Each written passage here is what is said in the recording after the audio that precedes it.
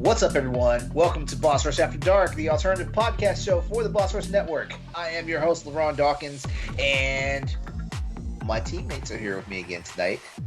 Hello, Stephanie Klimov. How's it going? It's going well. Ride or die crew right here. And Ride or I'm die. snuggled up here in bed and ready for After Dark. That's the best way to do it, right? Corey Derrick, what's up, my man? How's it going? I am also here. Thank you for inviting me on your special program. I think Corey's broken. I know, dude. What's going on, man? Like, you partying too much with your work buddies? Yeah, that's it.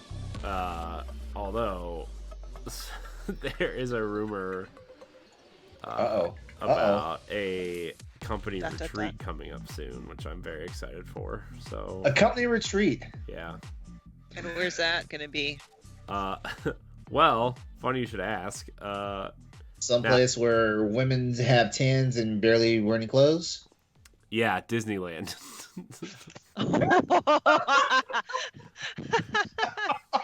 Oh my god.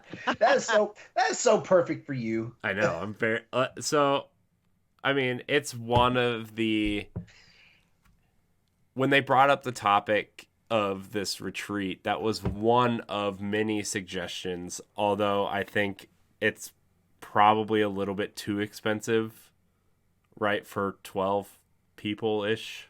So, I mean, it would be cool, though. But I love the way your company thinks. I know. I know. I you know, like, I could just, as soon as Disney World showed up, I could see Corey. Corey was basically like the Rick and Morty fans were, you know, a couple of years ago when they got the announcement that new season was coming. Corey was probably like that, except he contained it, so it was inside his brain where he did all that fanboying. I mean, it's. Am I right? I mean, yeah. There's nothing wrong with that, man. No, like, the thing is like it's not Disney World, it's Disneyland, and I've never been to Disneyland. Oh, land. Oh, California. Yeah, and I've never been to Disneyland, and it's like I feel like that's pretty boss. Yeah, and it's like something I've wanted to do like my whole life. I think it's the fact that nobody just wants to go to fucking Florida. I mean, Florida's just hot, and well, Florida's a hot mess. Yeah, and in a lot of ways, it's a hot mess. So, anyways, yeah, that's, I don't know. I hope that's it, but I doubt it. I don't know. It's really expensive, and just trying to get a bunch of people there. Yeah. It's just like seems like a nightmare, but. A Cali trip definitely is more expensive than a Florida trip. And it's funny because Florida is just one. Well, it's actually just one large fucking resort. It's actually, it's getting there would be the expensive part. It's actually relatively, Disneyland is actually cheaper than Disney World by like a long shot. No kidding. Yeah. I priced it out today because I was curious. But yeah, I mean, that's where I'm at. It's definitely, it was in this 5-point presentation for why we as a company should go. Yeah. I mean, that'd be cool. So, we're on to you, man. We know how you are about Disney. Yeah, I'm not hiding it. You're the reason why. You're the reason why there's a Disney standard definition. You're the reason why. Actually, that was Stephanie and Mark's idea. Or was it? 100% honest. What was it? So you just kind of like attached yourself to it? Kinda, yeah. Well, let me go. I'm not doing enough, LeRon. I gotta do more. Okay. Let me know when you guys get to Big Hero 6. I want to be on that one. We're not doing the computer animated stuff. It's only classic animation. Yeah, up through, what did we decide? The Princess and the Frog. Princess and the Frog. Fucking excuse. So you're not doing Incredibles? Well, this is why it's called standard definition. We're doing old shit. The Incredibles is old shit at this point, The though. Incredibles is old shit. It's like 20 years old. LeRon, we're not ruling that out. We're just focusing like one section at a time. Relax. Oh my gosh, he's so mad right now. I'm so disappointed. LeRon, you realize if we got every series done that we have planned on standard definition, we'd have like 4 years worth of content. Okay, Yeah. you got to slow. What's down. wrong with that? What's wrong with that? Nothing except for when are we going to record it all? I feel like we're doing a mighty fine job now. We're doing what we're doing. I know. Standard definition was the one show I thought we were going to be behind on all the time because it doesn't have that set day to record, and it's the only show we're ahead on Dude, by like a lot. Dude, you got Austin, doing looking for standard definitions to do, man. Like, trust me, you got I know. content. We talked about doing like a bunch of classic kind of like 90s style comedy movies like Heavyweights and Chris Farley movies. Yeah, Chris Farley movies, Adam Sandler This is movies. like the third time. This is like the third time Stephanie's mentioned Chris Farley. I know. I love that man. So yeah. Oh shit! Just be glad I'm not asking you to do Star Trek standard definitions. Why aren't you? I don't think Why we not? have enough Trekkies in Boss Rush. Find I don't really someone. Find I a don't- guest. Oh, that is a possibility. I don't think we. Yeah, I don't hear enough of the Boss Rush people talking about Star Trek. I know Ed talks about it, but he's not serious. I think he talks about it because I talk about it. mean, If I'm being serious. I don't talk about it because I don't watch the modern stuff, but my dad is a huge Trekkie, so I got to see all the original and older shows. Oh, Dude, see, yeah. He took me to a thing in Vegas where they had this like Star Trek setup, and The Vegas experience. Oh my god. yes, and they had those like creepy alien guys, like actors, like following us, and it terrified me because I was young. So no, I'm like a Trek, like a honorable mention Trekkie, maybe. I don't know. I can do this. You, I saw the wait, first you, reboot yeah, movie. you did it with the correct hand too, because for some strange reason, like my right hand, I have to actually like fix my hand to do that. Like left-handed comes easy. Oh, look at the ambidextrous so and so. How you guys doing though? Fine. Tired, but I'm happy to be here. Yeah, I feel like I've been so busy for the last like 2 or 3 months, and then on top of that, I just keep giving myself new projects to do, and that was dumb. Look, okay, so I know You said it. You said it. This isn't one of our game shows, but it's fine. So Nintendo Power Block 300 is coming up, and I thought it would be fun to make a fun logo to promote 300.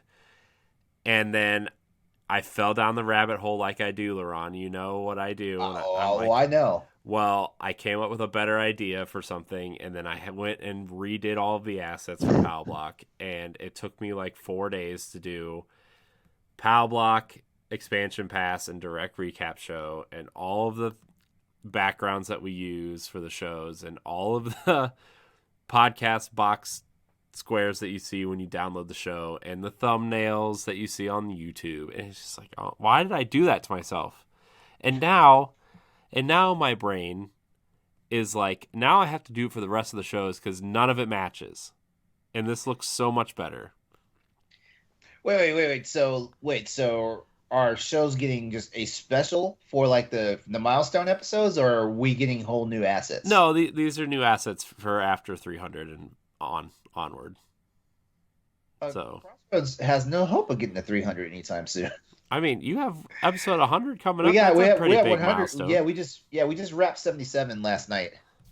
Yeah, so I mean, Crossroads is next, and this show's gonna hit 150 soon, and so this show's also next, and it's just like, or Boss Rush podcast is gonna hit 150 soon. So it's like, what did I do? What am I doing to myself here? Yeah, I mentioned it before. You're a born content creator, like got that artist mind, and I gotta stop. Somebody needs to stop me. Nobody No. tells me no, and that's a problem. That is a lie. That's a lie. That's a lie. Because I know for a good long while I tell you no all the time. well, we just don't want you to burn out. I think. Yeah. Remember how you were last October? Yeah, but I almost feel like you were ready to like quit. That's how bad. But see, now he's doing the but. What excuse do you have, Corey? I I was still at my old job in October, and I was working 5 Which was a.m. also to 6:30. which was also 6 days a another week. point of freaking burnout.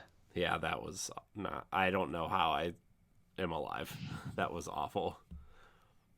That job seriously like took a toll. But now I have a great job and I love it, and I would not Precisely. trade it forever for anything. I know it's not the case for everyone. Sorry, Stephanie. Yeah.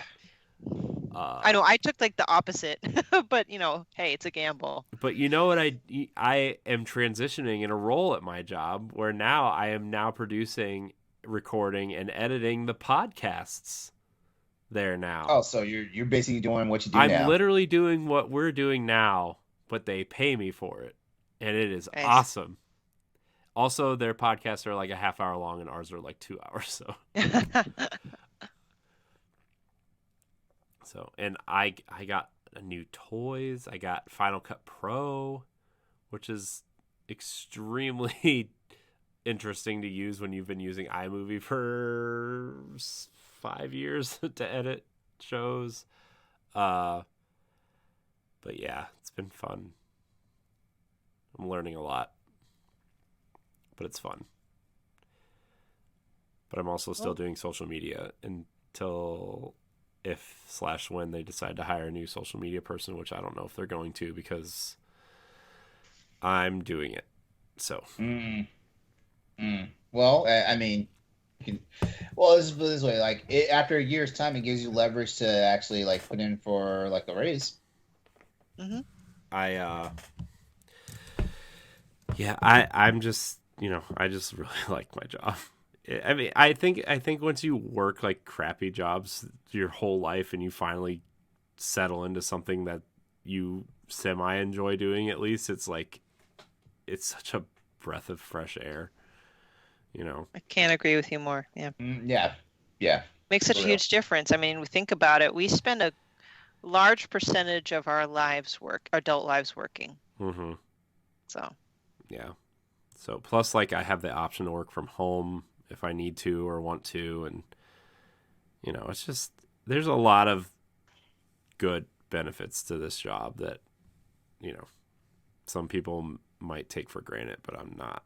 I'm like, I almost feel like I finally got an opportunity, and so now I'm overthinking everything and like over trying, because like I don't want to go back to the bad jobs. I don't want to go back. Anyways. You're good. Oh my gosh, my cat scared the living daylight out of me. What specifically did she do? She jumped up on the bed. Yeah. That was okay. That was with no warning. I saw it happen in real time. It was funny. Anyways, enough about me. How have you been, LeRon? But I've been running in like a stupor of exhaustion, to be honest with you. Between work and personal life, it's not anything bad. It's just I feel like it was like, damn, can I just take a nap, please? Right. I mean I feel like that's where I'm at too. I feel like I go to work in the morning and then I come home, and by the time I eat dinner and we get the kids ready for bed, and then either I have a podcast or I try to spend 5 minutes with my wife before my son starts crying because he doesn't sleep. It's like there's no time. There's just no time. Yeah, and I don't know, like something's happened recently to where like I can't unless it's the weekend, which pisses me off. I can't seem to get to bed before midnight. Mm-hmm. Yeah, I cannot literally nothing triggers in my head to say, hey, it's time to go to sleep until after midnight, But fucking Friday comes around and shit, like I'm fucking like passed out in the bed at like 8:00, and just like don't wake me up until my alarm goes off Saturday morning, that type of deal. I don't get it, And actually Friday Friday of the week is the only day that I actually go to bed early, because Saturday and Sunday might as well be Monday through Thursday again. Like midnight. Right. Yeah. So I don't know. I feel like people lied to us when we were kids, and it's like, Yep. and I was like, you're gonna love being a grown up. Well, the fuck I do. I keep Nah. telling my son almost every day, I'm like, you do not want to grow up. Stay as being a kid, because Yeah. it stinks like poo. Like, Yeah. it's like that scene in Happy Gilmore. Stay here. Stay as long as you can. Where he's like shaking the kid's face and he's like smushing it like this. Yeah. Now, you know, remember when we were kids? Remember when we were kids, and it seemed like it just took forever for like a year to go by and stuff. Yep. And now we're sitting up here like, holy fuck, it's 2022, or more like, holy fuck, it's April 2022 right now. yep. Exactly my thought. Yes. Yeah. Where I hear what it is. I hear what it is. It's kind of like our brains are like hard drives in computers. Like when it's brand new and stuff, there's all this space to just throw like tons of stuff in, and eventually it gets to the point where like your capacity is getting filled up to the point where the first thing you don't pay attention to is the passage of time. I agree. And the same thing happens with my memory. Like, Oh yeah. I'm at capacity point where everything literally comes in one ear and out the other, even if I feel like I need to memorize it. And yeah, unless it's life or death situation, odds are I probably won't remember it. Or if I write it down. It takes me so long to absorb information now. I don't understand. And like I remember back being in high school and stuff, like everything like came in, soaked it up like a sponge and stuff. And now it's simply like sometimes stuff for my job. It's gotten to the point where stuff for my job, like if it's something new, I need to write it down. Like there's no such thing as me reading it once or twice and it's there. Yeah. Mm-hmm. Yeah, I used to be able to like memorize things, and now like I read something, and if I look away, like it's almost sometimes it's to the point, and maybe it's like lack of sleep sometimes or whatever, but like I will look away from the words I was reading and almost instantly forget what I just read, and I have to reread it and look back. Like, I'll be doing one of these things, and I'm like, I got a better one for you. Have you ever been reading something? You look away, and then when you look back at it, you lost your place where you were reading? Absolutely. Yeah. It's just it's ridiculous. Like my brain just doesn't. It's broken. Fix Too it. much. It's too much. Too much. It'd be nice if we had like a human ability to like download like extra thoughts and memories into like an external hard drive, just so we can kind of make more space in our brains.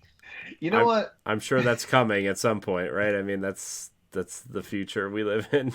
Probably. This conversation just gave me it made me switch what I was going to do for my topic. So you know what? Let's go ahead and get our patrons knocked out, and let's go ahead and start with the topics. Oh yeah, we got to do that, don't we? Yeah, we do. God.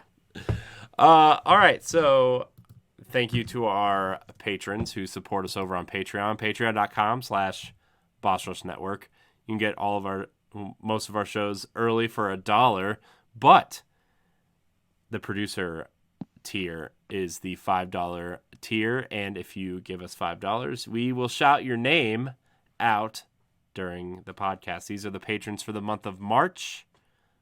We have Rebecca Jewell, Adriel Munger, and my wife, Sana Deering.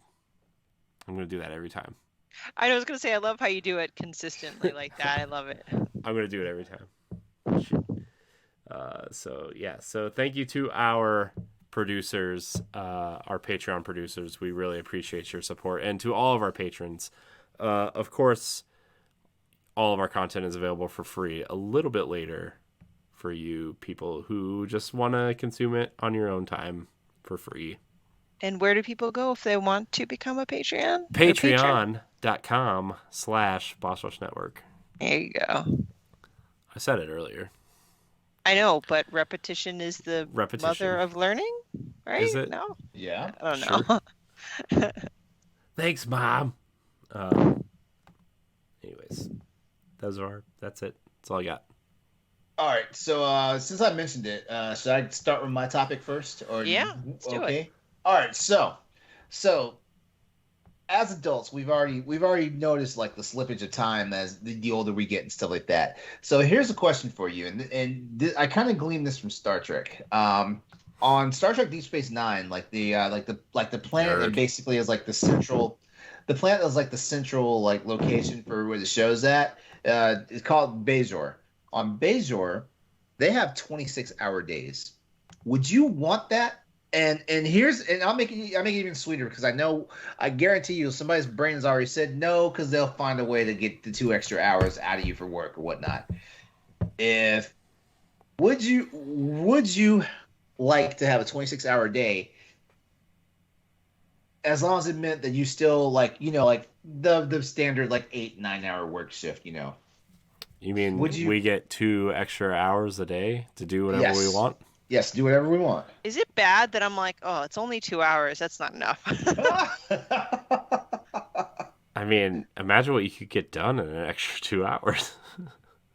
Why am I thinking about it that way?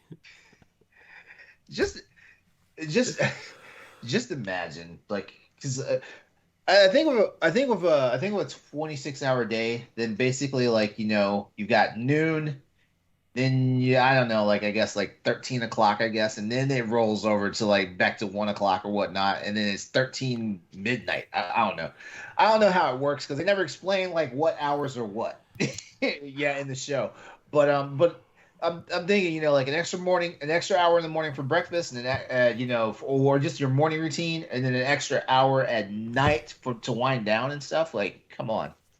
Possibly, but that's 2 more hours of me being able to eat. Like, I don't know. I don't know. I see a lot of negatives coming with this. Yeah. I mean, I would probably use that extra 2 hours at night, to be honest, just to have some time to, I don't know, do things that I would like to do, you know? That's just me, though. Now, I'm sorry to poke holes in this. So, like, if we had a 26-hour day, does that mean we reach a year sooner, or does that also proportionally extend how long a year is? I want to. I feel like it'd be proportional, but I'm not sure. I'll Because if be it was honest with you. proportional, I would take the 2 hours. But if it only means the year gets shorter, no, I don't want to speed up my years. Well, let me. I would need to do some math, but because I'm not sure how much shorter the year is if you lose 2 hours every day. Like, let's see, 365 days. Well, Are you doing 300 math, LeRon? I'm trying to, but I've already feel the need to pull out the calculator. I wouldn't have been able to in my head. Let's see, 365 divided by 24. All right, so that's 15.21. So we would be, if I'm doing the math right here, would be 15 days shorter, but that doesn't seem right. Don't rely on me right now. My brain. Okay, Yeah. actually, it's pretty close. 365 divided by 26 puts us at 14.04. So not too big of a difference. But I don't know. Like, this is what the Star Trek writers are for. Like they can tell us better than I can figure it out myself. But I don't know. Then again, the fandom could actually handle it too. Personally, I would definitely welcome a 26-hour day. If it means that like I get off at my normal time, and like I knowing me, I'd probably go to bed at the same time. But knowing the fact that I actually have 2 more hours now sweetens the deal. Hmm. I gotta say, I'm pretty lucky with the amount of sleep that I get. So if I were to have these extra 2 hours, I would honestly block them off so they don't. Because once you get that free time as an adult, it can easily be taken over by something, right? I would block off those 2 hours, and one of them would to ensure I have a daily, when I mean exercise routine, I just mean the opportunity to be active. It doesn't have to be necessarily a workout, but as long as I'm moving around, doing something healthy for myself, and then maybe the other hour would be dedicated to my hobbies more consistently, or my side gig, like my writing time would be consistent. Uh, Mm-hmm. Yeah, I don't know. Man, 2 hours is a lot of time, but I don't I don't know what I would use it for. Like sleep maybe sounds nice too, but I don't know. I'm terrible at this. Getting yourself out of that video game playing rut, that's exactly what you're going to use those 2 hours for. Yeah, like put that time to good Mhm. use. Yeah, I mean, I would probably just find something else to keep myself busy because I'm a loser and I just need to be working all the time. Oh Jesus. That's the thing. If you were to get those 2 hours, you have to treat it like well, it would be a gift, and you'd be very intentional about it because it'll be very tempting to kind of, I don't know, let habits and other outside influences kind of dictate what that time will be used for. Yeah. Yeah, I mean, that's fair. I would, man, I don't know. What would I do? I guess I could go, like, go to the gym for a little bit, too, because I don't have any time to do that either. Yeah. No, knowing Corey, he'd find some way for these extra 2 hours a day for the entire year. He'd find some way to make another baby. No. Mm. Mm. No, I'm done. I'm done with Question, that. question: were you and your wife trying for your son, or was it a happy circumstance? No, Oh, you were trying. Mm-hmm. Okay. Yeah. Yep. They were both planned. I can't do a second. You can't? God. No. And even my first was a happy circumstance. I never even wanted to have kids. Oh. But that does not equate to regret. Like I would never ever, like Nikolai has literally been a life-saving blessing. But with that said, and nope, no more kids. One and done. Yeah. Nothing wrong with that. I always felt like I was too selfish to have kids. You know, I always was like, I mean, I still am to an extent. Like I buy whatever I want if I want something, right? Like I don't I'm terrible at putting anybody else first in this family. All right. But, you know, I had never there was a point where like I wanted kids and then I didn't, and then, you know, we when we got together, you know, that changed. I kind of only wanted one, but then, you know, I never had a sibling and I didn't want my daughter to go through that, you know, and not that there was anything wrong with it. You know, I had cousins and stuff, but like only child. Yeah. Only child. I was only child for 12 years, and then my sister showed up. And it's crazy because when you're an only child for that long, like, you know, like there's no concept of sharing. No. You don't have that concept, and then all of a sudden you have to start sharing, and it's like, what? What is that? Yeah. But, you know, my wife and her sister are close, and like, I mean, it's not like my parents' fault or anything, but like I never really had that, you know, with a sibling. You know, I was close with some of my cousins to an extent, but like, you know, I wanted my daughter to have that with a sibling, and we actually thought we were going to have two girls for the longest time. Oh yeah? Yeah. And him being a boy was kind of a surprise. So, I mean, not like, I mean, we knew before he was born, but like we just assumed because that was gonna be another daughter. Yeah, I mean, all this, like, everybody on her side of the family, all of the siblings are the same gender, right? Like 2 boys, 2 girls, 2 boys, 2 girls, right? So we just assumed that it was gonna be another girl, and it wasn't. But all the siblings on my side of the family are all different genders, so I don't know. It just happened that way, I guess. I wish he would sleep though. He doesn't sleep, and he's always sick. He's just like me when I was little. Like he always has ear infections. He's always sick. He doesn't sleep. Ooh. Yeah, and like.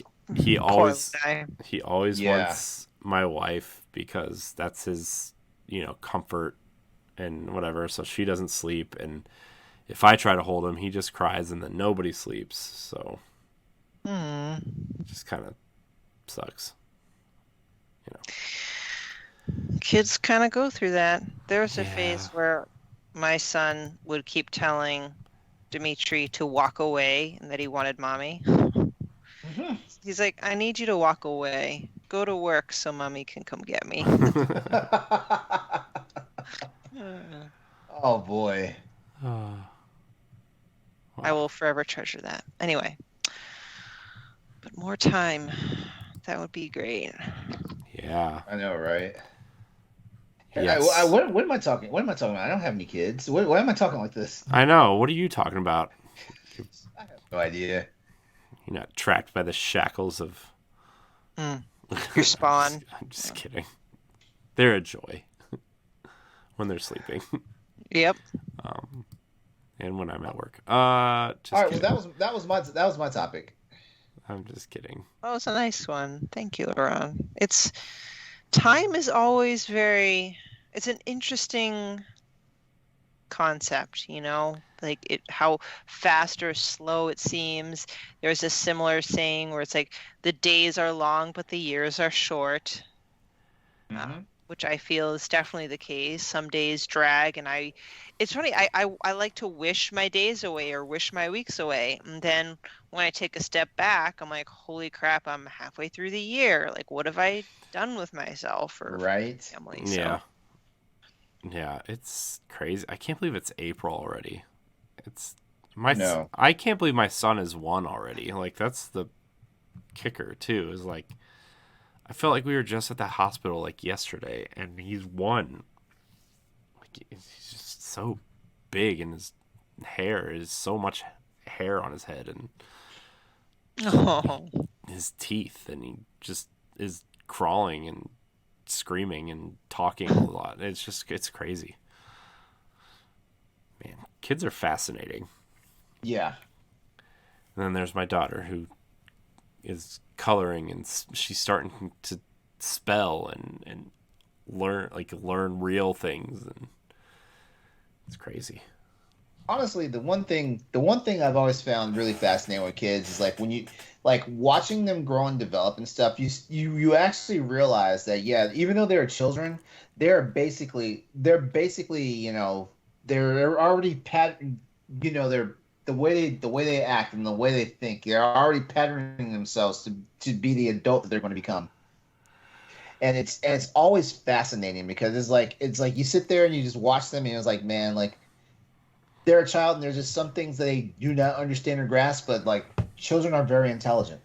Even the ones that will be quote unquote stupid, like they're very intelligent. Well, and when I say this, I say this lovingly, like how, a lot of parents, and like I can understand how you always hear them kind of like touting about how their kid is like so smart because they did this first or that first or something. But like I kind of take your approach, LeRon, like for the most part, not counting outliers or exceptions, you see them at a young age kind of developing their personality and have that foundation of what their character is going to be for the rest of their life. And my son, he's slow. He's not the brightest bulb in the box, but he is empathetic, absolutely empathetic, compassionate, loving, thoughtful. Like so many things that he's done. Like when I had to have my biopsy, which I got the results, by the way, for whether or not I have cervical cancer, and I did not feel good afterwards. So I told him, like, listen, I can't play with you like I normally do. I'll do my best, but I can't run or anything like that. He said, it's okay, mommy. You can rest here. I'll take care of you. When I'm done playing, I'll look after you. He got me a blanket. He got me a warm cup of water. He got me chocolate. And he grabbed my coat and he put the coat over my shoulders. A 6-year-old. And I did not ask for any of this. Aww. So I feel like the education will always come later. And so what if he did not walk early or isn't, like I said, the smartest kid in school and knows how to work a tablet, because he's not. He actually doesn't know a lot about tech yet. But he's got such a great open mind. And I just, sorry. Speaking of parents that like to toot their children, their horns, but whatever. It's all right. It's all right. No. Kids. He inspires me to be a better human being because the older I get, the more disgruntled and angry I become. So That's everybody, though. We're all disgruntled and angry. But yeah, my daughter is like that for the most part too, where she'll give you a hug if she thinks you're feeling sad, or she'll like get you stuff, and then her brother shows up, and then she just like pushes him down and takes his toys. Oh, sibling thing, yeah, right? Yeah. yeah. But like, if somebody's like upset, like when my nephew, if he's upset, she'll like go over to him and like hug him and say it's gonna be okay, and then she'll like sit him on the couch and put a blanket on him, and Oh, then they'll like cuddle together and watch something on TV, and she'll try to make him That's feel awesome. better. Yeah, it's really cute. I've never seen two kids so close though. That's She's the cousin bond is very unique. yeah. But like they see each other so much that they're almost being raised like siblings. Uh-huh. So my two nephews, one is going to be 9 and one is 7, and my daughter's going to be 4. But the younger nephew and my daughter are so close. Like when they're together, they're inseparable. They don't do anything without each other, and it's wild to watch. They play together. They don't care about the other two at all, like my older nephew or my son. I mean, my son's too young to play, but like my older nephew's like really getting into like big kid stuff, and it's just weird to watch them play together because they're so close. oh. They're gonna get in some trouble though when they are in middle school together, though. I'll tell you that. Anyways. Good topic, LeRon. Yeah. Sorry we all talked about kids. Yeah. That's okay. That's okay. That's the curse of being Hey. a parent. Hey, sometimes one topic leads right into another. It's true. Speaking of, Stephanie, you said you have topics. Yeah, we're gonna do like a complete 360. I know. I just wanted to talk about like a show that I watched, and I just figured this might be the best platform for it. And so, okay, so here's the background. I went to an all-girl private Catholic school, and because my parents were so academic focused, I really wasn't allowed to join a lot of clubs or do a lot of activities. Mhm. The only sport I could do was track because my mom did not want me to get fat. Oh. And the other club was speech. And what speech is, it's like drama, but you do perform everything just by yourself. Mhm. And then there's different categories. There's children's literature, humorous interpretation, poetry. You take a piece of whatever the genre and you perform and you compete. So at first I hated it. I thought it was the stupidest thing, but actually it was great. Like I met a lot of amazing people. It was a lot of fun. I enjoyed the competitions. We got to go to a ton of different high schools. That's how I got to meet people. And there was this kid, Frank, and he went to an amazing school, and he was always getting like first place. Like he's a very, very talented person, very popular too. And the best part is he was very sweet. He was always nice to me, and I don't know, just great. And we connect through Facebook. That's kind of like how we all connect with people that we meet in our life. Maybe at least, maybe not for Gen Z because now Facebook's for old people.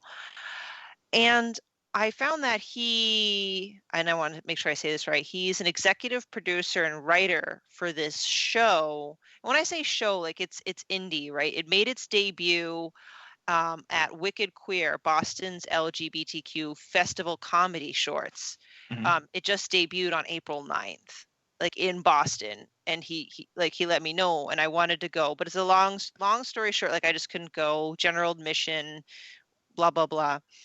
But you could also watch it like virtually. You could still support the opening. How do you want to call it? The debut, first episode showing. A premiere. A premiere. Thank you. It's late. It's after dark, right? And I wanted to support the show. It was twofold because I wanted to support him, a friend that I knew from high school, but also, you know me, I'm a big indie fan of anything, whether it's indie games, like any indie media platform, and this is one of it. Because this show, I don't think it's going to like a major platform like a Netflix or something. I think all of that where it might eventually be distributed is TBD, because they're still filming later episodes throughout the month of May. But I wanted to talk about it because, I don't know, indie grassroots stuff don't get a lot of publicity, and I want to say that I watched it and I absolutely loved it. So it's called Open to It. And it's described Open to It is a queer comedy series about a loving gay couple who experiments with becoming a hot gay throuple. So they're a loving couple, and they want to incorporate a third into it to kind of spice up the relationship. But it just turns into shenanigans because it comes with more complications than probably what you'd want to intend, which we could extend that further into the topic about, has anyone ever thought about a threesome, and do you think it actually ruins relationships or not ruins relationships? But first, like, about the show. So they only had the premiere of the first episode. It's about 11 minutes, so it's very short. And I gotta tell you, the writing and the talent is incredible for indie. Like, it was beautifully shot, and the main characters, Greg and Cam, were very quirky. Like, one's a bit of like an OCD neat freak that overthinks things. That's Frank's character, and I could totally relate because I'm that kind of person. Like, he was trying to like figure out all the rules to set because he didn't want to like break any threesome rules and end up cheating on his boyfriend. And they really play up some of the stereotypes, or the tropes, I should say, not stereotypes. Like, when the third comes over, he's like this incredibly hot dude, and like they do the slow motion hair whip and all that stuff. It was great. But I'm not going to ruin the end, but let's just say one of them kind of gets a stomach bug as things progress. Oh. Yeah.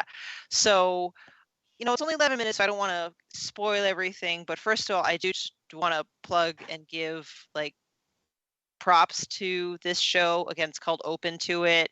I love the fact that it is indie, it is well done, and it provides, representation for the LGBTQ community. And, it touches upon a topic where, I feel like if it was made by a major company, they would kind of, I don't know, rely on the sex too much, or I don't know, it just wouldn't be as good quality. And it just had a lot of great themes in there. Mm-hmm. So. All right. All right. Corey, you want to go first, or you want me to go first? You can go first. Okay, so the reason why I burst out laughing so badly when you were talking about the whole threesomes part is because like a good portion of my late 20s, all I was in were threesomes. I had more than a couple of circles where it was like hey, and the crazy part was this is just like a friend circle. This wasn't like randoms. This is a friend circle. Like hey, looking for a third. Wanna join? And I think it was, and I want to say a part of it was probably because of the fact that that by that point I kind of realized that I was bisexual. So I think it was one of those fun things. Now because it was with friends, like it wasn't like I was crossing any boundaries, with the guy stuff. Like technically it was like they want the rush of having a third person in there, and we're comfortable with me because like they knew me and Mhm. stuff like that. So for a good while of my sexual history, it was all threesomes. Like it's funny. Like like I couldn't get one-on-ones, as often as I got threesomes. It was wild and ridiculous now, and I'm trying to figure out how do I get that mojo back. We need to dissect into this on another episode of After Dark because we got into Corey's crazy past. Now it's your turn, LeRon. Okay, all right, yeah, sure.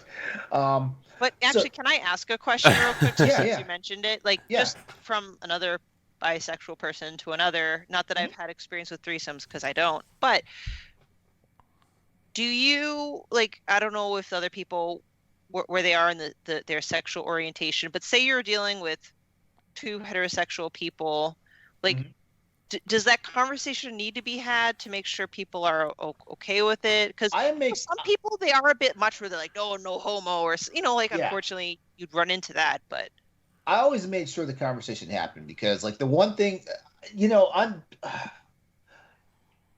bisexual men particularly. I always get the stigma thrown on that they're just greedy anyway. So like I always made it apparent like, hey, I'm here for the actual act and not so much to like try and just like like make you switch teams or whatever and stuff like that. So like honestly, I'll take all the direction. Like you say what you want and what you're good with, and I will stick to it. So for the most part, like our threesomes are usually like the traditional male female like threesome where like I know as I got further along like something clicked in my brain that like the woman is the most vulnerable person here when it's like two men versus her, stuff like that. So something clicked in my brain eventually that like focus on the woman, you know, but not focus on the woman particularly, like just be about her, but like make sure that she's the one having the good time because like she's not having a good time, like the guys are not going to have fun and stuff like that. So yeah, I always try to make sure the conversation got out there, like hey, like you two, you set the boundaries. And I'm here for it because I'm just trying to get laid anyway. So it doesn't matter which way I get it. But yeah, so I ask because again, never have, but if I ever do have, I would want it to be with another woman and a man because I want to experience both. But that's the only one I've never had the two women, one guy. Me being the one guy, I've always wanted that, but obviously, like if I would want to experience the woman as equally as I do the man, and I feel like if it's a straight woman, like sometimes they do, because when guys think of like girls making out or doing stuff, they're really just for the most part two heterosexual women just trying to impress the guy. yeah. But then it's a whole different level if you're actually attracted to the other woman. And I've actually unfortunately been in that circumstance where the girl be like, "Oh, you're not like attracted to me or something, are you?" And it's a little bit of it makes me sad. But Yeah, yeah, I have been in threesome situations where the other guy has kind of crossed the line, and the one thing I've always tried to do is because in situations like that you don't really if a straight man's willing to cross the line, then chances are like the thought's always been there, so you want to try to make sure you don't freak them the fuck out. But in all honesty, when it comes to sex, you always want to make sure you don't freak any of your partners the fuck out. Yeah. Stuff like that. So it's why sometimes like I've gotten myself in trouble with like actual like people I've been in like long-term relationship with, because I will say like I have a very different view of sex and sexuality, and it kind of disarms them to the fact where they don't know how to process it. And I've gotten in trouble with it because like they're thinking that I'm like I'm either like one big ass hoe, or they're thinking that like I'm so oversexed that I can't establish a connection. And that's not it. It's more of like I understand how our we are in our heads and stuff like that. So me having more of that empathy and stuff, makes it an easier thing for people to experience and stuff like that. But people don't take it that way. Yeah, everyone's built differently, and like that's what makes me think about the show. That's why I like it, because even though it's a comedy, I'm looking forward to future episodes, because like, will having the threesome impact the relationship? Will it make it worse or actually make it better? Like, you never know. Like the guy I'm actually I dated this guy. We broke up. I'm actually back together with him. And with the first time I actually felt like comfortable in my sexuality, and he was not a stick in the mud like other people. Like, I can be open about who I am with him. So our sexual relationship was very good because of that. And we talked about whether or not we'd have a threesome. And I said, I'm willing to do it, but if we do, there is a chance that I might not take you seriously as a partner. And that's not because I'm blaming him, because I'm the one who actually kept bringing it up, not him, actually. It's just that I actually don't trust myself. I'm afraid that if we do it, I will get some sort of emotional insecurity that will fall out afterwards. So like, I'm blaming myself, or I'm in fear of myself, what'll happen as a consequence afterward, which is unfortunate, because I am extremely curious, and I would not mind the experience, but I don't trust myself. I mean, go ahead, Corey. I'm gonna be honest with you. If you're gonna try it, I would try it when you are not seriously with someone, because I've been in situations where it's been one way or another, and it's like, well, that, not to like, this is gonna sound kind of sexist, but I don't mean it to be, but the girl I was dating, well, the girls that I was with, that I was, seriously with, when we would try this, would always get jealous, and it was not a great feeling for either of us. So yeah, it's also, it's like, LeRon, I know you said you've never been with two girls at the same time. It's a lot more work than you think it is. I'm pretty sure. Like I just kind of wish I experienced at least once. I get it. It's like, oh my gosh, like where do I go from here? What do I do? Am I watching? Like, what is this? It's I mean, that's the only one I've ever been a part of. So I mean, it's hey, it's a sound point. Like, I can, and I'm sure it doesn't apply to every single woman.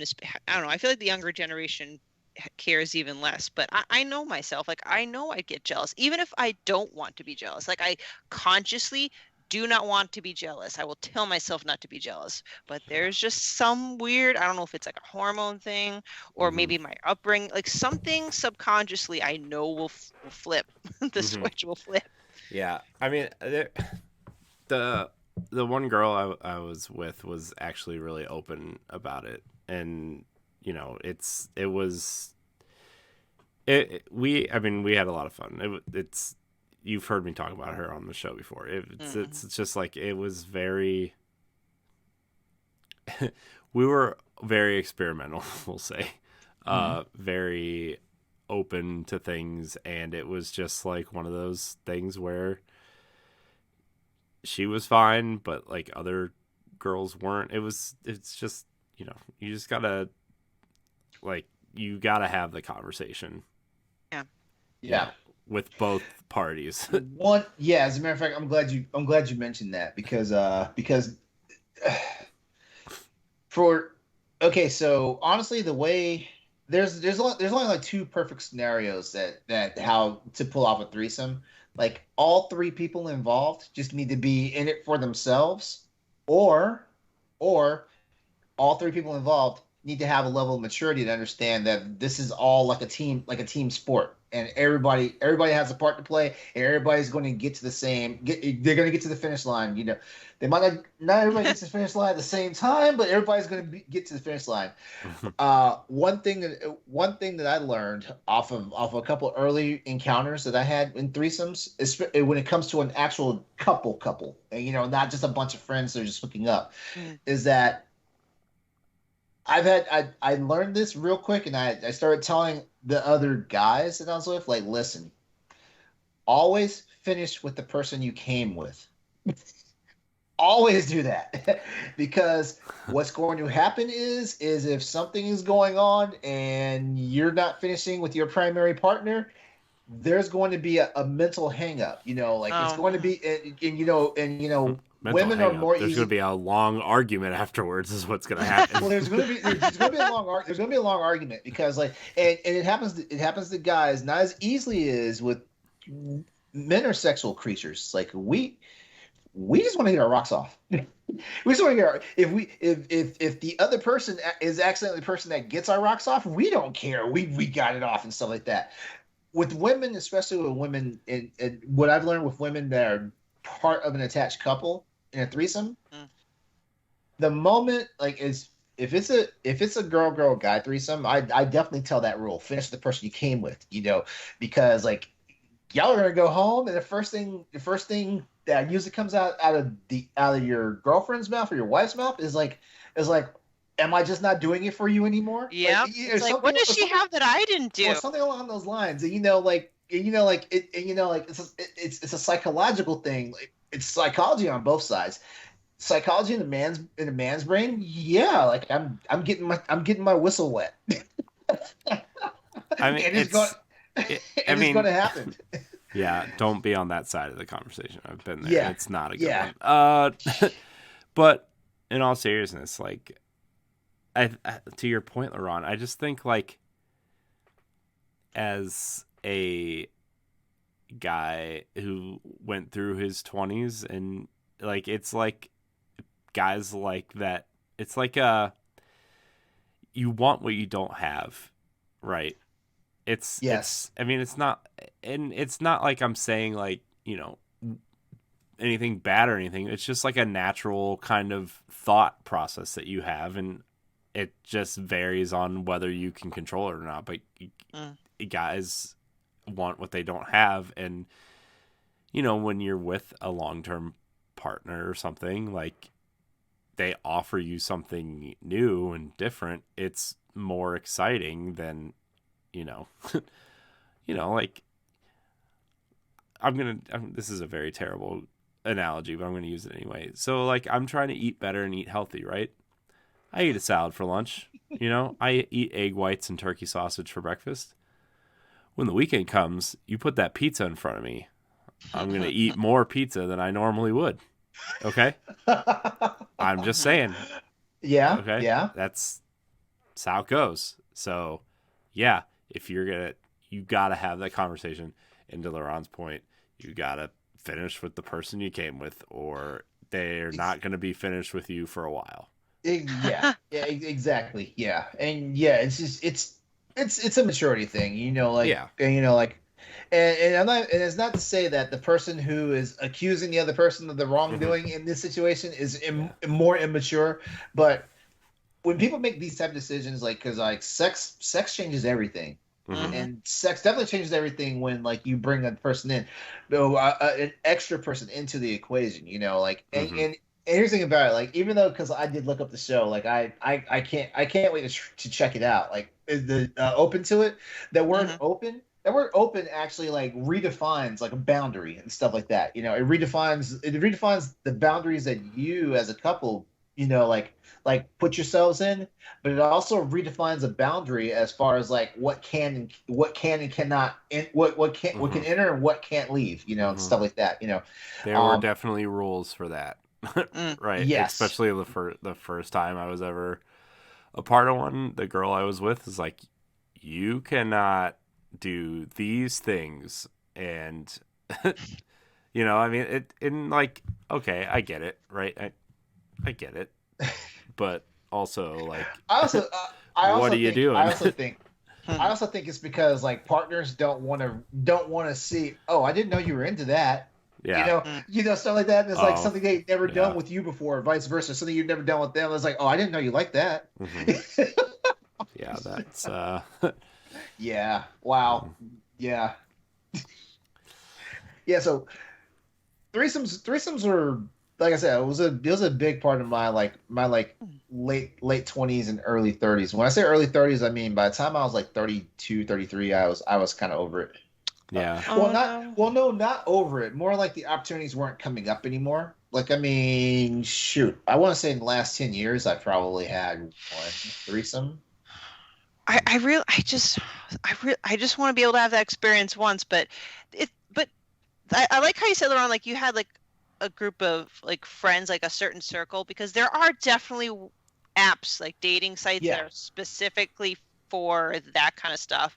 And yeah. like I think working in the medical field kind of ruins it for me because all I can think about is I'm meeting up with all these strangers. I don't know what I'm gonna get. Oh yeah, there's that too.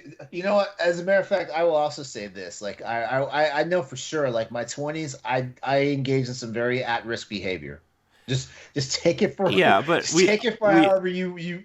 most people do though, right? I mean, that's part of the experience. Be dumb in your 20s, be smart in your 30s. That's always been like I mean, at least when I was growing up, that was like the thing is like, oh, well, your 20s are for you to be dumb and have fun and, you know, spend money and Yeah, date around and do whatever you want with people, right? I mean, that was like in the 2000s and in the late 90s and early 2000s, that was the thing.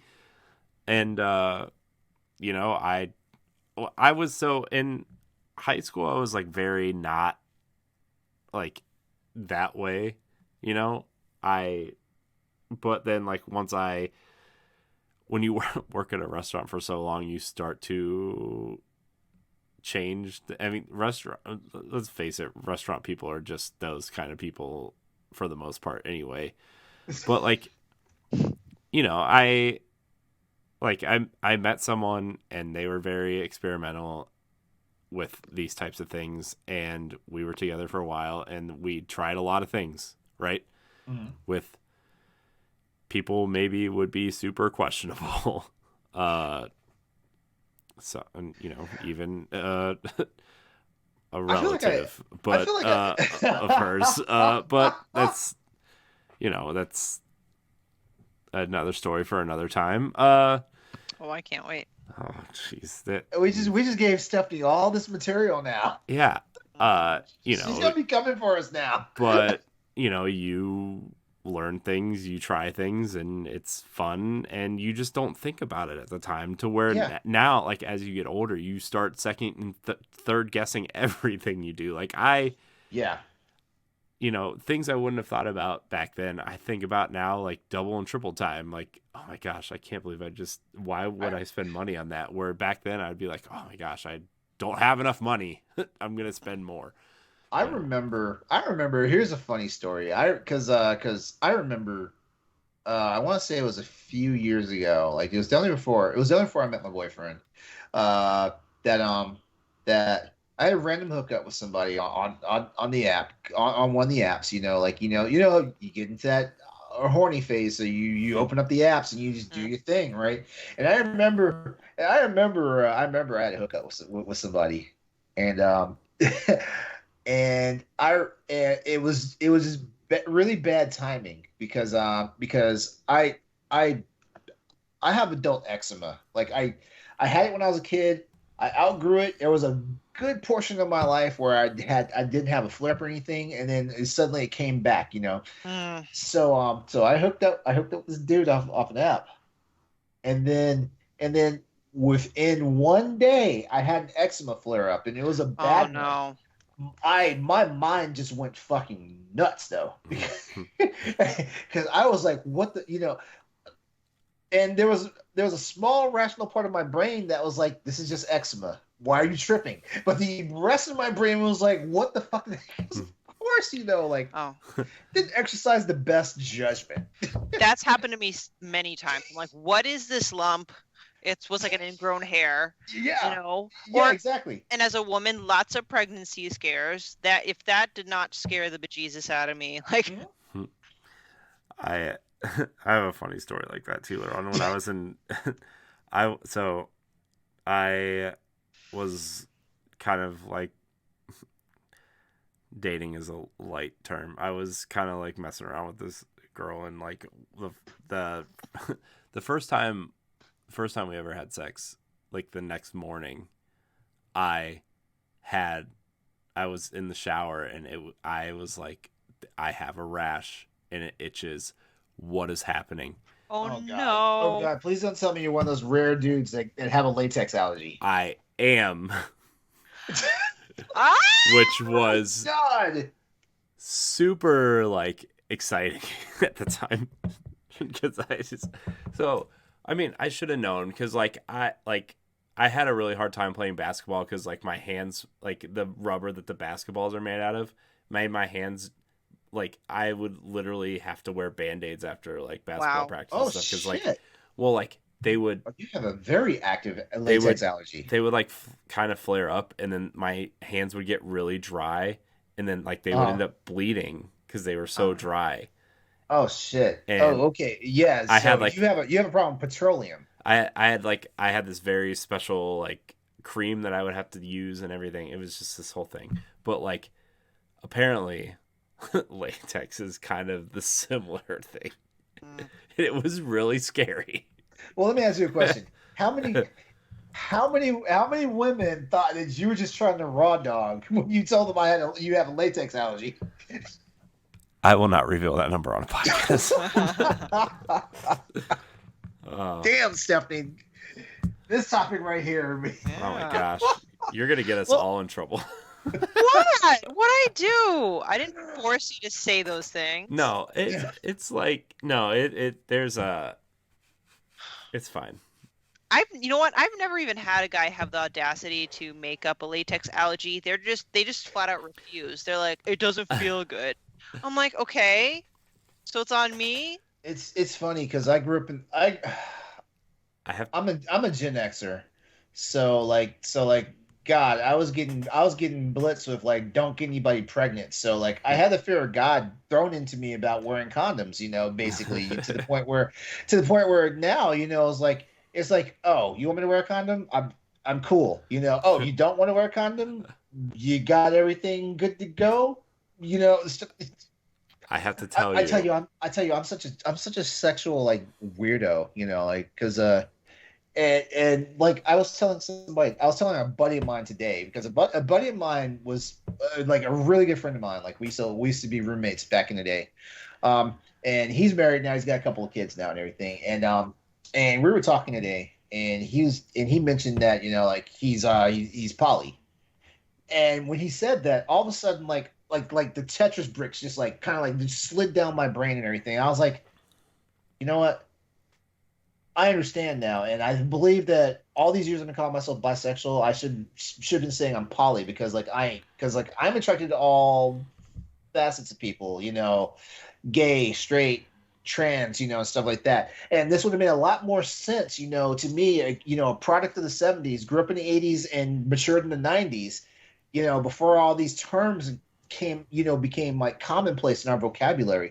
This would have made a lot more sense to me. It probably would have helped me figure myself out a lot quicker, stuff like that. But yeah, just like I said, I'm weird, with sex and sexuality. Not weird. I'm actually thrilled that you're very open about it because I never have anyone or whatever to talk about stuff like that. And well, you got me. It's fine. Yeah.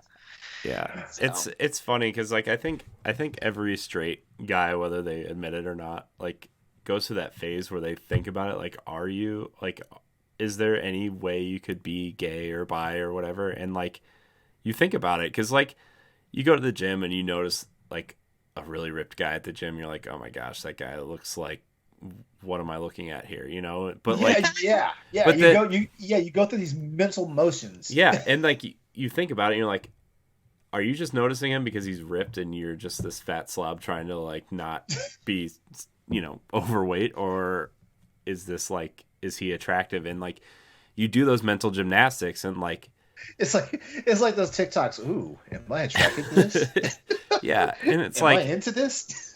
I remember going through that mental gymnastic like a couple times, like in my 20s, and like I'm not gay, but like sometimes I feel like I'm left out. You know, I'm like, I feel like you know what I mean? It's just like, yeah, like I've had a lot. I have a lot of my straight friends. They're like the first thing they try to figure this stuff out is they went and watched some gay porn, and I was like, you actually went through all that? Yeah, I mean, yeah, and so because I mean, gay porn is shocking if you're not ready for it. I was gonna say, is it weird as a woman that I enjoy gay porn? No, it is not weird at all. Okay. It is not weird at all. Like I know tons of women, and I've read actual like articles and research on it. You know, we can talk about that another. Yeah, night. sorry. No, yep. It's not weird. You know, as a matter of fact, it's almost like a reverse of why it was almost like a reverse take on why like men are into like lesbian porn. Mm-hmm. It's a reverse though. Yeah, I can tell you for a fact that I am not into gay porn. I did that research when I was doing those mental gymnastics, and I was like, definitely not. So, not that I have anything against it or people who are into it. It's just. But you tested it out, and it just. I did. It just. Well, I'm just a fucking freak. I watch all sorts of porn. Yeah, but you're into all sorts of. But you're into all sorts of people. All sorts of legal. True. I mean, it's different. It's different for you guys, though, right? Because you guys are into all sorts of different people, and like, it's just that's not. One of these. One on a future episode of I was about to say Crossroads, on a future episode of After Dark. Well, with Stoy and Austin, I'm sure that would probably come up at some point too. So.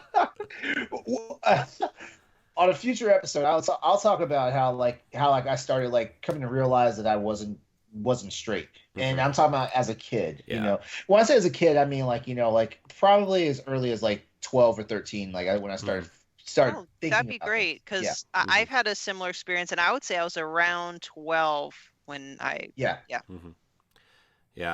It was funny because even after I did all those mental gymnastics, I had a conversation with my gay friend Adam, and he's like, dude, you're the straightest person I've ever met. You just need to stop. I love it. They're like, aw. We were friends for a really long time, and when I left the restaurant, we haven't talked. We've talked like a couple times since then, but not since. I would like to have him on this show. I think he would be really interesting on this show in particular, because he's really weird and funny and fun, and I just like he would be perfect for this show. But I don't know if he would even be interested in being on a podcast. But I'll reach out to him and see if he would. Reach out to him. See if. And like it was always funny because like our joke was I was always just like, Adam, don't be gay, and he's like, don't be straight. Don't be straight. I love it. Shit.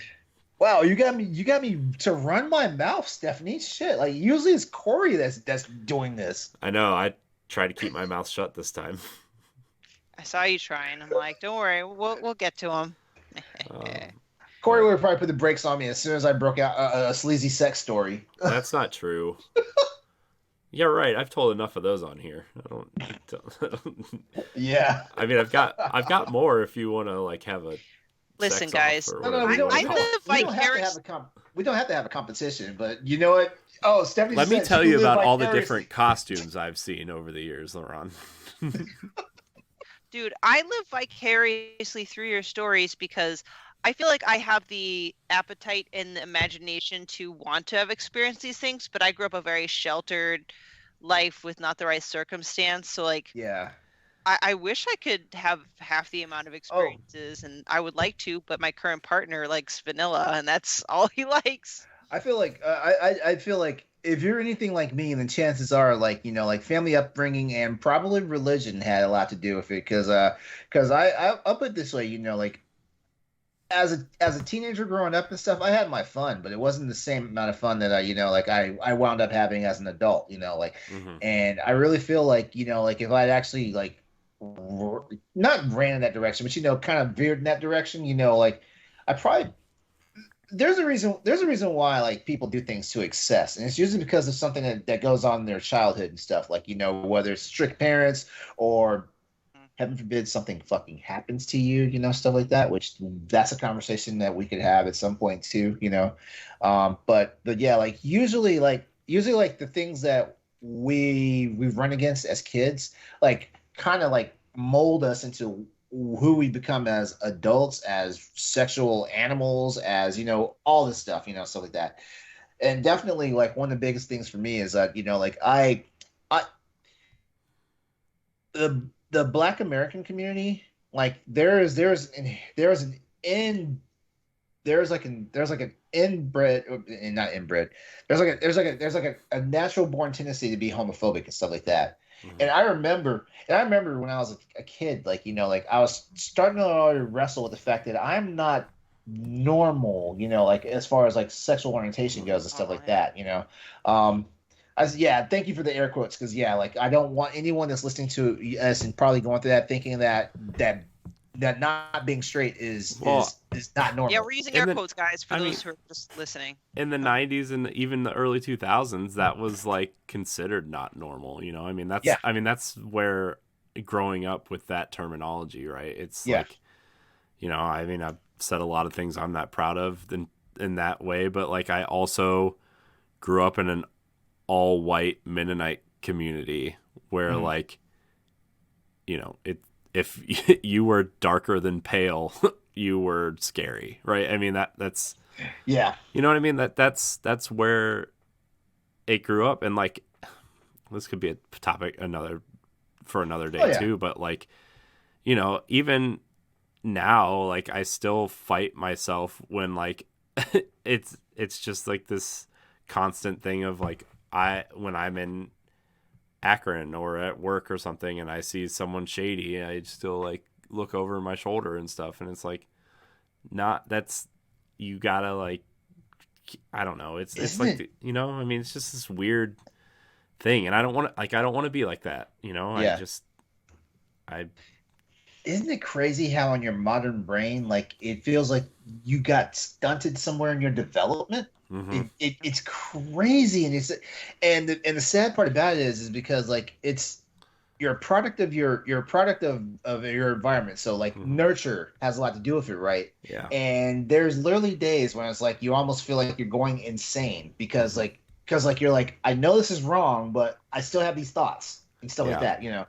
Or better yet, like I was taught this is wrong, but it's not wrong. Mhm. But like why the fuck am I so That's- conflicted about it? Yeah, I mean that's where that's how I grew up, right? And like all like the way I was kind of like raised is like gay people were bad, like mixed race relationships were bad, like all these things were just like they're bad. And I'm like Yeah. and, it wasn't until But there was no rational reason for why. no, and like gay was a term for like a derogatory term, right? And like if you didn't like something, it was gay, and Mhm. it was like that until I moved to college, and one of my roommates was black, and like growing up in an all white community, that was scary because of the way I was raised and grew up, and like I learned that, oh well, there's just people out there that don't understand and are even so far to say mean about this type of stuff. And Fuck yeah. and yeah. obviously now in today's society that's everywhere, whether it's social media blasting it out or whatever, but like it's just, man, growing up is weird. Yeah. And- And yeah, oh yeah. I mean, This one topic tonight is going to spawn many conversations. yeah, for I mean, we episodes to can, come. yeah, this is a topic for a different day, but Yeah. like growing up is wild, everybody. Well, I'm so Definitely- happy this topic spawned a lot of topics. Oh Yeah. yeah, I was just about to say it was your topic. Any final thoughts? No, I just again want to shout out if people are interested. Check out opentoitseries.com. They're a great group of people to support, and I'm looking forward to more of their episodes to see what happens. Yeah, like, Is it- yeah, like is I've it- got the IMDb page up open for it, and I want to watch it whenever it becomes available. Is it, What's up, Corey? Is it? I just thought of something really wrong. I thought you were gonna say if people are interested, hit me up on Twitter. I was like, oh my god!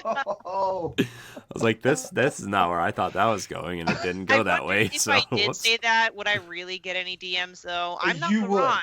Are You you would. kidding? I don't think so. Trust me, between if the DMs, go ahead. between your openness on this show, plus the stuff that you post on Instagram with your pole workouts, that you should probably just close your DMs right now. I have not gotten a single one of those creepy type DMs. Did you know that? Oh wow, they respect you. Wow. No, this is why I have I guess I'm kind of ugly syndrome. So No, Jesus Christ, no. No, it's probably the other way around. People are just intimidated. That could be it. I don't know if I buy the intimidation thing, but we Oh, can also have it's a that thing. conversation. It's a thing. There was a point. You just announced that novel 5 is on the way. Trust me, like there is an intimidation factor in Yeah. that alone. Yeah, let's face it. Well, Oh, thanks, guys. it's Well, anyway, there's no, a- I'm not inviting people into my DMs. I want Oh, to. trust me, if they get the idea your DMs are slidable, they will be all up in it. There is a very interesting moment in my life where like I had a 10. If I'm ranking right, not to like put a number on women's looks or anything, but I had a 10. Oh, I was like, what? Okay. And that after that, there was a point where like I didn't feel confident in myself, so I wouldn't even attempt anything over a 7. Intimidation is a thing. So, and then I have my wife. She's also a 10.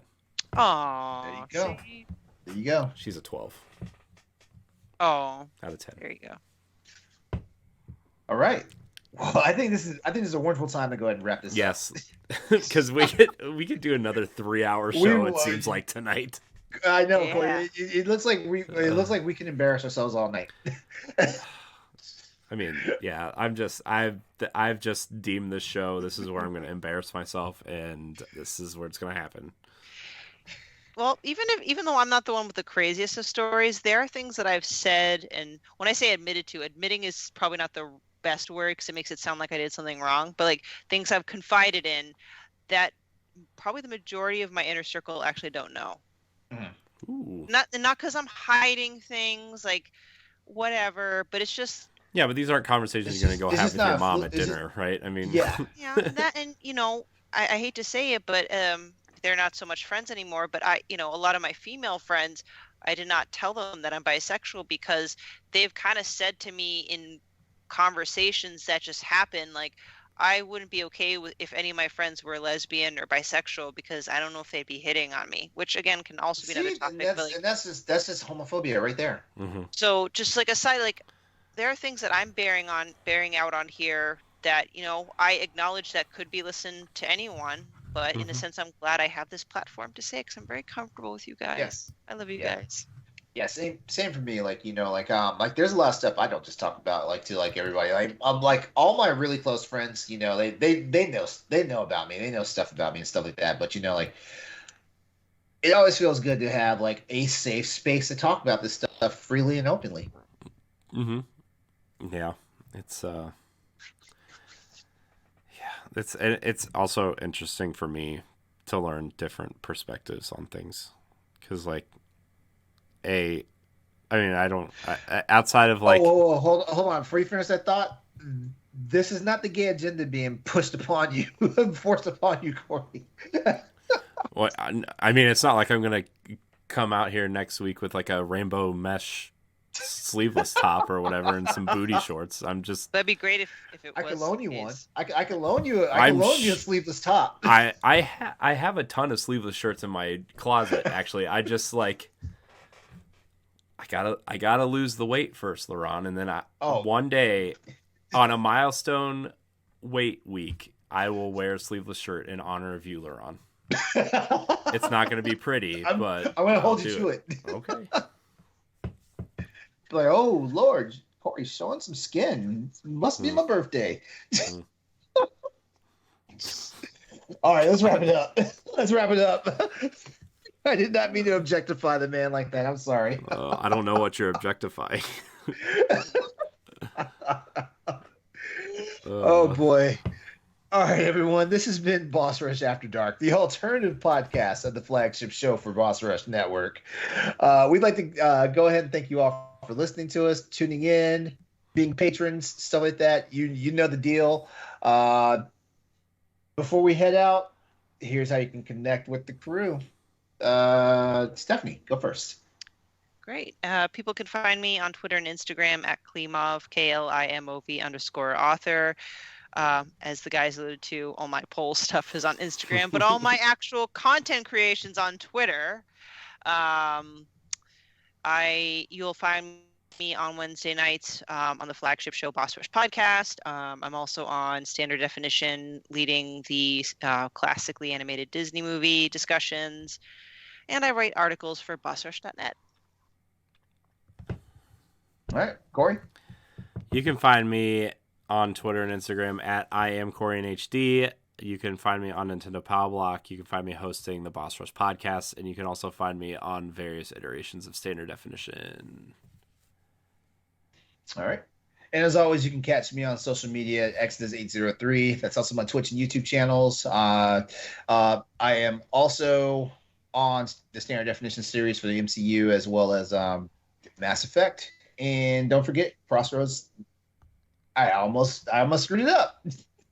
I'll eventually get it right. The show's changed over now. It's the Crossroads podcast for Boss Rush Network, and find that every Tuesday night on my Twitch channel at 8 p.m. Eastern Standard Time. So definitely don't forget to look us up. All right, everyone, come back and join us for our next installment of Boss Rush After Dark, where we will be back with more topics that aren't completely content appropriate for our other anchor shows. Guys, tonight was definitely not something that would be on Nintendo Power Block. I don't know. That Kirby discussion we had a couple weeks ago got pretty spicy. Time to get into mouthful mode. Yeah. Mouthful mode? Talked a lot about called? mouthful mode. Okay. Oh, boy. You know what? I'm going to just throw that terminology at my boyfriend and see what his reaction is. All right, everyone. We're out of here. You guys take care of yourself. Live a little. Have some fun. You know, like life's too short to take everything for granted. We'd definitely love to have a 26-hour work day. Well, not work day. I'm sorry. Whoa. No, 26-hour we do not. day. We do not. I'm sorry. I'm tired. All right, everyone. Have a good night. Good night. We'll see you next time. Goodbye.